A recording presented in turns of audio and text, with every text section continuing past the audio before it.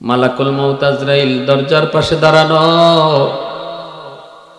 জিব্রাইল ভিতরে ঢুকলেন, নবীকে সালাম দিয়া বলেন, ইয়া রাসূলুল্লাহ, আপনার দরজার পাশে মালাকুল মউত আজরাইল দাঁড়ায় আছে,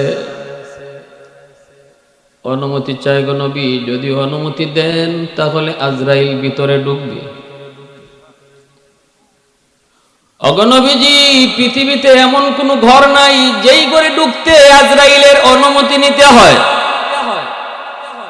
যত বড় প্রাসাদ, যত বড় ক্ষমতাসীন মানুষ, যে যত বড় পাওয়ার নিয়ে হোক, কারো ঘরে ঢুকতে মালাকুল মউত আজরাইলের কখনো অনুমতি নিতে হয় না। কিন্তু আপনার ঘরে অনুমতি ছাড়া আজরাইল ঢুকবে না, এটা আল্লাহর ওয়ার্ডার। সুবহানাল্লাহ।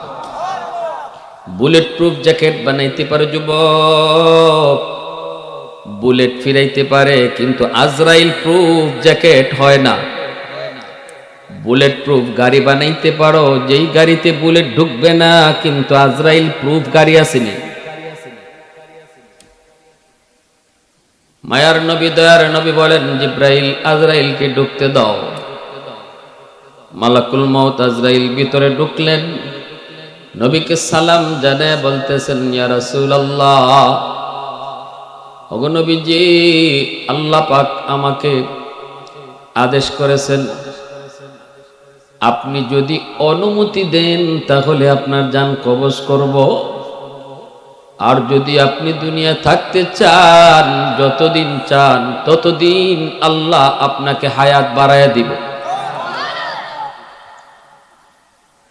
পৃথিবীতে এই অপশন নবী গো আপনি ছাড়া আল্লাহ আর কাউকে দেয় নাই। সুবহানাল্লাহ, জোরে কোন। এই অপশন আল্লাহ পৃথিবীতে আপনি ছাড়া কাউকে দেয় নাই। ওগো নবীজি, আপনি যদি বলেন তাহলে জান কবজ করব, নতুবা আল্লাহ আমাকে রিটার্ন চলে যেতে বলেছে। তবে নবী গো, মালিক বলেছেন, আল্লাহ আপনার দিদারের বড় আকাঙ্ক্ষিত। যেই মাত্র জিব্রাইল আজরাইল কয়, নবী গো, আল্লাহ আপনার দিদারের অপেক্ষায় অপেক্ষিত, সাথে সাথে মায়ের নবী কয়, আজরাইল, দেরি করবি না, দেরি করবি না, আমাকে আমার মা সুখের সাথে মিলায় দাও। সুবহানাল্লাহ। আর একটু জোরে কন্যা সুবহানাল্লাহ। উলফত মে তেরি ওয়াইসিনে দান্দান কতুরা,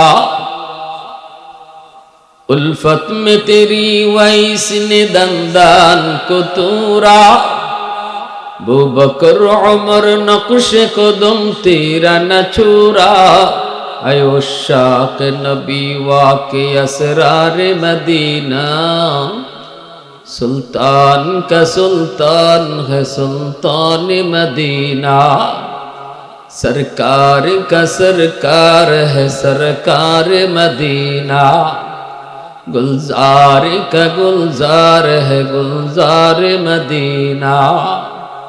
আমার নবী রহমতের নবী বলেন, ভাই আজরাইল, দেরি করবি না, তাড়াতাড়ি করে যান কবজের কাজ শুরু করে দাও। আজরাইল আলাইহিস সালাম মাত্র তার হাতখানা নবীজির বুকের উপরে রাখলেন। আল্লাহর নবী বলতেছেন, ভাই আজরাইল, এত কষ্ট কি রাখছো আমার বুকে? মনে হয় যেন উহুদ পাহাড়টা বুকে চাপ দিছো।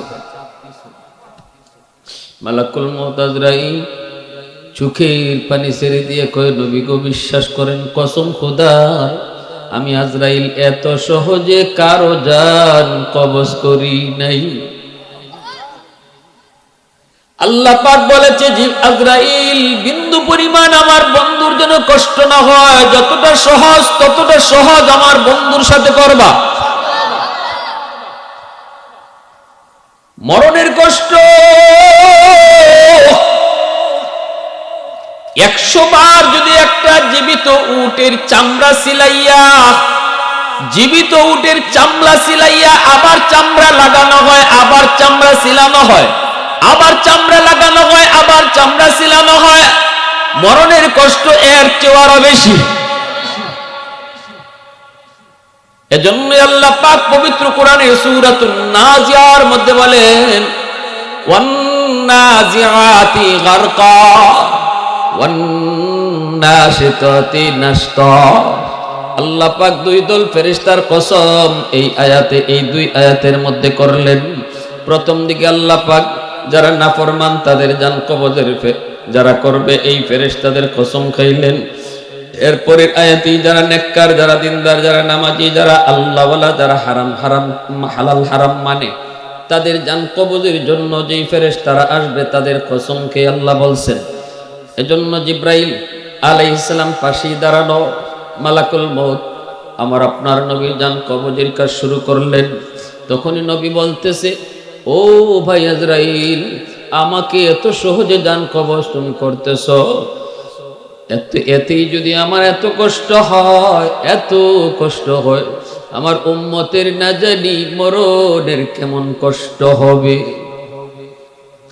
এ ভাই আজরাইল, উম্মতের কষ্ট আমাকে একা দিয়ে দাও, তবু আমার উম্মতের কষ্ট দিও না। সুবহানাল্লাহ, উম্মতের কষ্ট দিও না, কারণ আমি নবী চলে যাওয়ার পর আমার উম্মত গুলি তারা এতিম হয়ে যাবে, নবী হারায় তারা এমনিতেই দুর্বল থাকবে।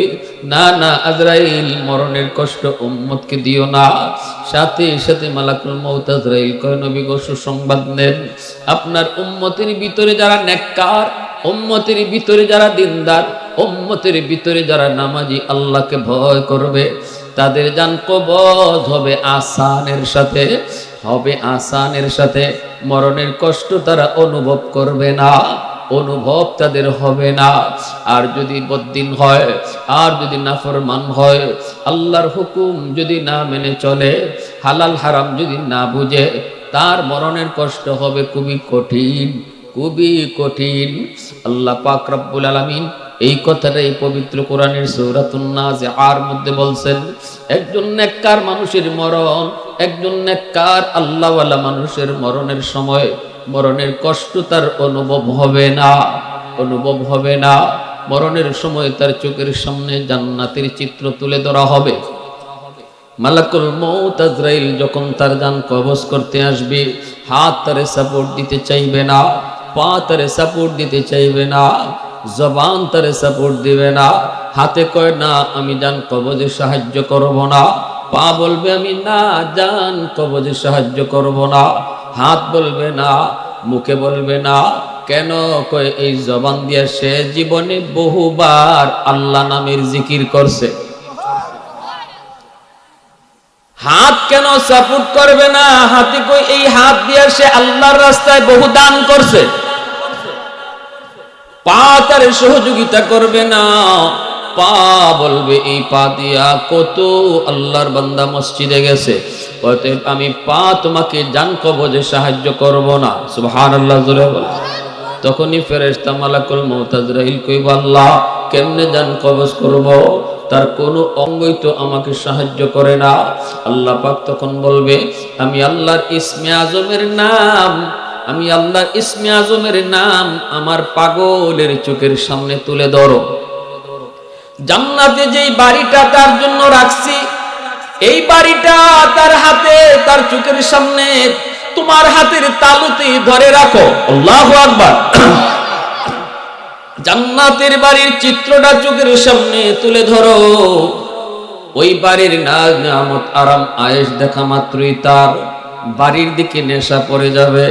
বাড়ির চিত্রগুলি চোখের সামনে তুলে ধরবা, ভিডিওগুলি তারা দেখাইবা, কেমন তার বাগান হবে, কেমন তার ফলের বাগান, আপেলের বাগান, জান্নাতের চিত্রগুলি চোখের সামনে তুলে ধরবা।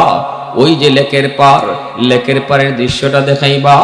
ওই যে হুর, জান্নাতি হুর তার জন্য রেখে দিয়েছি, ওই হুরের চিত্র তার সামনে ভিডিও আকারে দেখাইবা। আমার বান্দা ভিডিও দেখার মধ্যে ব্যস্ত হয়ে যাবে, এই ফাঁকে দিয়া তার নেশা থাকবে জান্নাতের চিত্র। এই নেশায় থাকা অবস্থায় তার জান কবজ করে নিও, বিন্দু পরিমাণ খবরও পাবে না।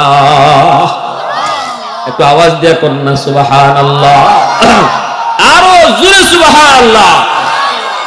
वहदत की हिफाजत नहीं बेकुव्वत बाजू, वहदत की हिफाजत नहीं बेक़ुव्वत बाजू, आती नहीं कुछ कमी है अक्ल खुदादार।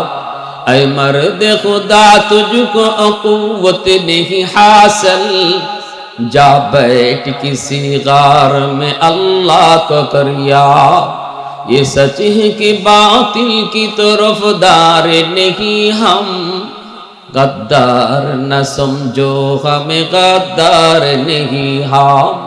फूलों की तरह नरम मिजाज अपना है नजर, हम तीर नहीं नेज़ा व तलवार नहीं हम तीर नहीं नेज़ा व तलवार नहीं हम। মুসলমানের আওয়াজ এখন আল্লাহু আকবার।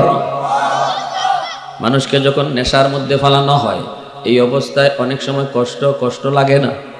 দেখবেন যদি একজন প্রেমিক প্রেমিকার জন্য পাগল হয়, নদীর ওই পারে প্রেমিকা দাঁড়ায় আছে, এই পারে তার আশিক, ওই পারে তার মাশুক। আশিক মাশুকের কাছে যাবে, কিন্তু একটা নদী পার হতে হয়, নৌকা নেই, কোনো খেয়া নাই, শীতের রাত, কনকনে শীতের রাত, নদীটা পার হবে কেমন করে? সাঁতরায়া পার হওয়া লাগবে। কিন্তু তার নেশা হলো নদীর পারে তার মাশুক বসা, নদীর পারে তার প্রেমিকা বসা, তার কাছে যাওয়ার জন্য সে সাঁতার দিয়ে দেয়। এত প্রচন্ড ঠান্ডা, এই ঠান্ডা পানিতে সাঁতরায়া চললো, ঠান্ডা কিন্তু টিকি আছে, গায়ে লাগে না, কারণ তার টার্গেট হলো নদীর পারে প্রেমিকা।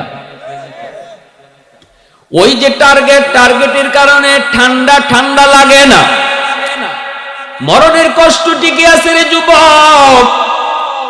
জান্নাতের চিত্র দেখায় আল্লাহ তারে এত পাগল বানায় রাখবো, মরণের কষ্ট তার অনুভব হবে না। আর যে মানুষটা জান্নাতি হবে না, বেনামাজি হওয়ার কারণে, মদখোর গাঞ্জাখোর ইয়াবাখোর হওয়ার কারণে, মার সাথে বাবার সাথে বেয়াদবি করার কারণে যার জান কবজটা হবে বড় কষ্টের, তার সামনে তো বড় কষ্ট, মরণের পুরাপুরি কষ্টটা সে অনুভব করবে। এজন্যই চোখগুলা ঘোরাবে, চোখগুলা বড় বড় করবে। কে আসছে তার ঘরে? অদ্ভুত আকৃতির ফেরেশতা, তাদেরকে কোনোদিন দেখে নাই, দেখতেই সে ভয় পেয়ে যাবে। বড় বড় চোখ, আমি নিজেও দেখেছি কিছু মানুষ মরণের আগে চোখগুলা বেশি বেশি ঘোরায়, আবার দেখবেন যেন বোঝা যায় কারে যেন দেখতেছে। কারণ স্বাভাবিক করতেই আল্লাহ পাক, নবীজি বলেন, মরণের আগ মুহূর্তে আল্লাহ পাক চোখের সামনের কুদরতি পর্দা আল্লাহ সরায়া দেয়। দুনিয়াও দেখে, আখেরাতও দেখে। আমরা এখন শুধু দুনিয়া দেখতেছি, আখেরাত দেখি না, কারণ আমাদের চোখের সামনে আল্লাহ একটা কুদরতি পর্দা রাখছে। এই পর্দার কারণে আমরা মানুষ দেখি, ফেরেশতা দেখি না। ফেরেশতা এখানে থাকলেও আমরা দেখব না, কারণ আমাদের চোখের সামনে পর্দা। মরণের আগে আল্লাহ ওই পর্দাটা সরায় দেয়, তখন মানুষও দেখে, ফেরেশতাও দেখে। পাশে কে বসা তারেও দেখে, কোন ফেরেশতা জান নিতে আইছে তাদেরকেও দেখে। এজন্য ফেরেশতা যদি নাফরমান বেনামাজি, তার জান নেওয়ার জন্য যে অদ্ভুত আকৃতির ফেরেশতা আসে, যাদেরকে দেখলেই কার কলিজায় পানি থাকে না, এই ফেরেশতা দেখলে পরে সে ভয় পায়, কঠিন ভয় পায়, লুকাইতে চেষ্টা করে, কিন্তু না, উপায় নেই, বাঁচার উপায় নেই। মরণের পুরাপুরি কষ্ট সে অনুভব করে। এজন্যই আল্লাহ পাক বলে, ওয়ান্নাজিআতি গারকা। জাননি আমি ওই ফেরেশতাদের কসম খেয়ে বলতেছি, যারা নাজউন করে তোমার জানটা কেড়ে নিয়ে যাবে। নাজউন শব্দের অর্থ হলো ছিঁড়ে ফেলা। নাজউন শব্দের অর্থ হলো ছিঁড়ে ফেলা। কাকে বলে ছিঁড়ে ফেলা? তাফসীরের কিতাবের ভিতরে লিখছেন, শালুক কুড়ায় যারা কুড়ায়, এরা শালুকের পাতা দেইকা টার্গেট নেই, কোথায় শালুকটা হইতে পারে। পানিতে নামে, শালুকের পাতা দইরা ডুব দেয়, ডুব দিয়া শালুকের যে লত আছে, এই লত দইরা পানির নিচে যায়, যাইয়া ওই মাটিতে যায়, মাটির কাছে গিয়ে গোড়াটা পায়, এই গোড়ার নিচে গিয়ে আঙ্গুলটা মাটিতে ঢুকাইয়া শালুকটারে উপরে উঠায়, শালুকটা হাতে নিয়া, এরপরে শালুকের সাথে যে ডেটাগুলি ছিল সবগুলি ডেটা এইভাবে মোচড় দিয়ে ছিঁড়ে ফেলে, এইভাবে মোচড় দিয়ে ছিঁড়ে ফেলে। আল্লাহ পাকের কথাটা বুঝাইতেছি, আল্লাহ কিন্তু এর সাথেই মিসাল দিছেন, আল্লাহ এই জিনিসটার সাথেই মিসাল দিছেন। এইভাবে ছিঁড়ে ফেলে, ছিঁড়া মাত্রই পাত ডেটাগুলি ছেড়ে দেয়, শালুকটা তার টার্গেট, শালুকটা হাতে চলে আসলো, ডেটাগুলি ছেড়ে দিল। এইবার দেখা যায় কি উপরে এতগুলি পাতা এতদিন পর্যন্ত একসাথে জড়ানো ছিল, লাগানো ছিল, কিন্তু নিচে ডাটা ছিঁড়ে দেওয়ার পর একটা পাতাও আর জায়গায় নাই, সবগুলা আলোক আলোক ছড়ায় যায়। আল্লাহ পাক বলেন, ও বান্দা শোনো, জান কবজের ফেরেশতারা যখন তোমার জানটাকে এইভাবেই মুচুর দিয়ে ছিঁড়ে ফেলবে, তখনই তোমার বডির অঙ্গগুলি একটা আরেকটার সাথে এতদিন যেই জানের কারণে লাগা ছিল, এই অঙ্গগুলি একটা আরেকটার সাথে সম্পর্ক ছিন্ন হয়ে যায়। এজন্য নাক জায়গায় থাকে না, কান জায়গায় থাকে না, কান বাঁকা হয়ে যায়, নাক বাঁকা হয়ে যায়, মুখ তেরা হয়ে যায়। কারণ একটা লতের সাথে লাগানো ছিল, সেটা হলো রূহ। রূহটার সাথে লাগানো থাকার কারণে সব বডির অঙ্গগুলি একমতো জায়গায় ছিল। যেই মাত্র রূহটাকে ছিঁড়ে ফেলে অঙ্গগুলি সব আলোক হয়ে যায়। কারো পায়খানার রাস্তা দিয়ে পায়খানা বের হয়ে যায়, কারো প্রস্রাবের রাস্তা দিয়ে প্রস্রাব বের হয়ে যায়। এ দুনিয়ার মানুষ কেউ দেখে না, কেউ জানে না, কেউ বুঝে না। ওই অবস্থায় ওই মানুষটার কি পরিমাণ কষ্ট হয় কেউ জানে না, কেউ বুঝে না। বাইরে আমি একটা খবর পেয়েছিলাম, আমার একজন সভাপতি মসজিদের, ইনি কই হুজুর আমি একজন পুলিশ অফিসারের একটা মরণ দেখছি। আমরা জানতাম সে আমাদের এলাকার একজন পুলিশ অফিসার, সে খুব অন্যায় কাজ করত, ঘুষ খাইতো খুব বেশি। মরণের সময় দেখলাম 3 মাস যাবৎ বিছানায় পড়ে আছে, বিছানায় পড়ে আছে, বিছানায় প্রস্রাব পায়খানা করে, বিছানায় তারে সব করাইতে হয়। কিন্তু যেদিন মারা যাবে ওই সময় ইনি কয় আমি নিজে কাছে ছিলাম, হঠাৎ করে দেখা যায় চোখ মুখ উল্টাইতেছে, সবাই বুঝতেছে এখন মারা যাবে, সাকরাত শুরু হয়ে গেছে। কিন্তু হাত পাগুলি নাড়াইতে চেষ্টা করে, নাড়াইতে পারে না। আমরাও বুঝতেছি সে খুব চেষ্টা করতেছে, চেষ্টা করতেছে নড়তো, কিন্তু নড়তে পারে না। কারণ কি? আল্লাহর নবী কয় অদৃশ্য ফেরেশতারা হাত পাগুলি জোর করে ধরে রাখে, হাত পাগুলি ফেরেশতারা ধরে রাখে, এজন্য নড়তে পারে না। কিন্তু সভাপতি সাহেব বলে হুজুর একটু পরে দেখলাম কি হঠাৎ করে ঘুম থেকে উঠে গেল, লাফ দিয়ে উঠে গেল, ওইটা আবার পালং থেকে ফাল দিয়া ঘরের চাল ধরে আটকে রইল।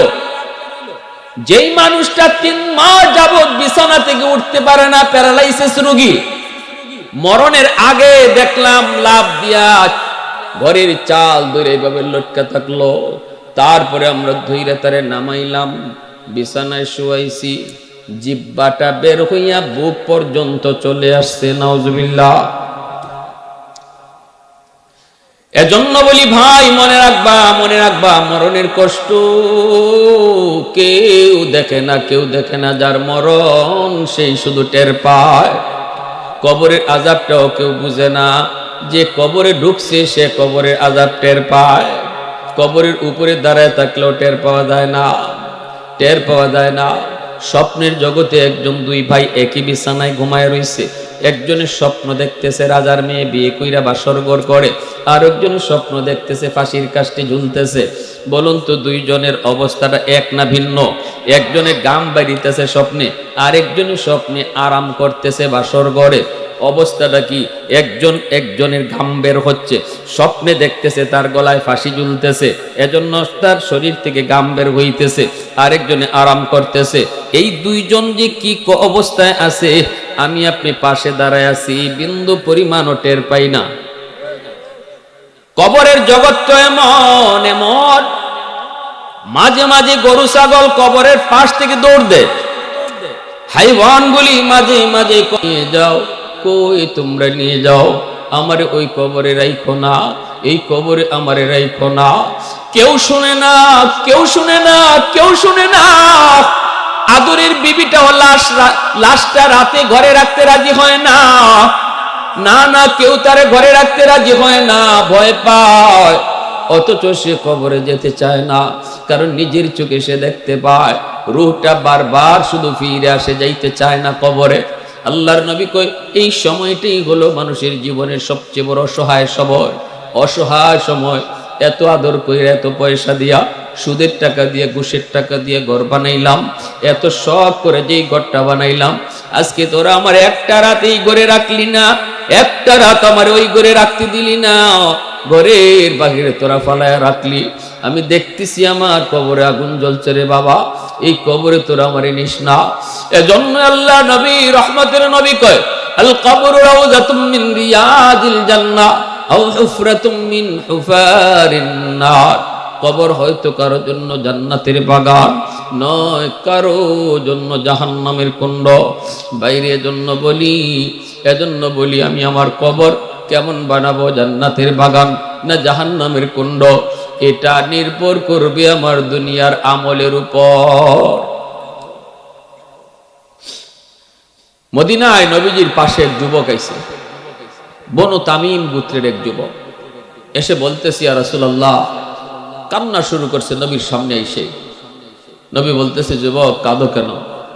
কই, নবী গো কান্দি, আমার মা আমার বাবা আজকে কবরে। আমার আম্মা আমার আব্বা দুনিয়ায় থাকতে বড় অভাব ছিল আমাদের, এক বেলা খাইছে আর এক বেলা খাই নেই। মা কত রাত যে না খায়া ঘুমাইছে হিসাব নাই। কিন্তু আল্লাহ আমাকে আজ অনেক পয়সার মালিক বানাইছে, আমি অনেক সম্পদের মালিক, কিন্তু এই সম্পদ দিয়ে কার খেদমত করব? মা তো কবরে শায়িত, বাবা তো কবরে শায়িত, খেদমত করব আমি কার? ওগো নবীজি, টাকার বিছানায় আমি ঘুমাইতে পারি, বালিশ বানাইতে পারি, টাকার অভাব তো আমার নাই। সময় মতো টাকা ধরা দিল না, এখন আমি কার খেদমত করব? ওগো নবীজি, জানতে চাই কবরে শায়িত আমার আম্মা আব্বার জন্য আমার কোনো খেদমত করার সুযোগ আসেনি। আল্লাহর নবী বলতেছেন, 5টা কাজ যদি তুমি করো তাহলে কবরে শুয়েও তোমার আম্মা আব্বা খেদমত পাইব। কয়টা কাম করলে জোরে বলেন, একটু আওয়াজ দিয়ে বলেন কয়টা?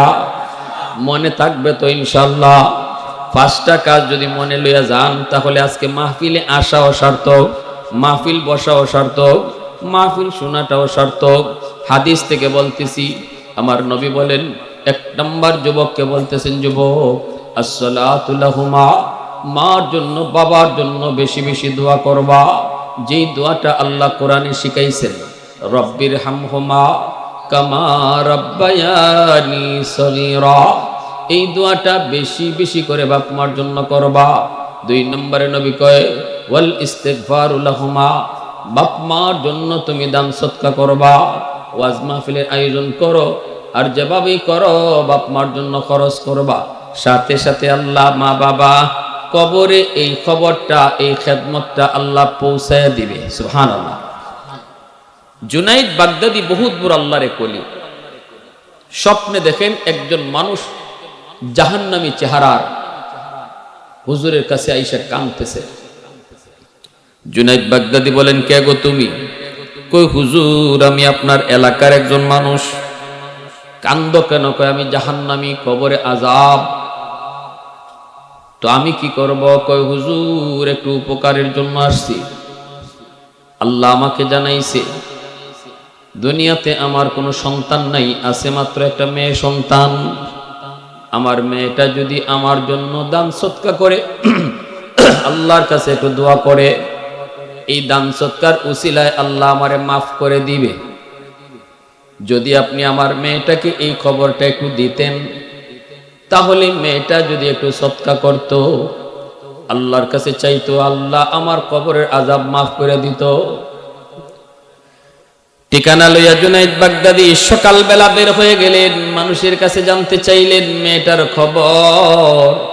মানুষেরা কয়, হুজুর মেয়েটা তো ভালো না, চরিত্র খারাপ, ও তো নদীর ঘাটে গোসলে গেছে, আপনি কেন যাবেন? জুনাইদ বাগদাদি কয়, বাবা আমার যাওয়াই লাগবে, একটা জরুরি খবর। আল্লাহর ওলি গেলেন, মেয়েটা নদীর পারে আসলো, আইসে কয়, হুজুর আপনি কি চান? জুনাইদ বাগদাদি কয়, মা তোমার বাবার খবর নিয়ে এসেছি। কিসের খবর? বাবা তো আরো বহু আগেই মারা গেছে।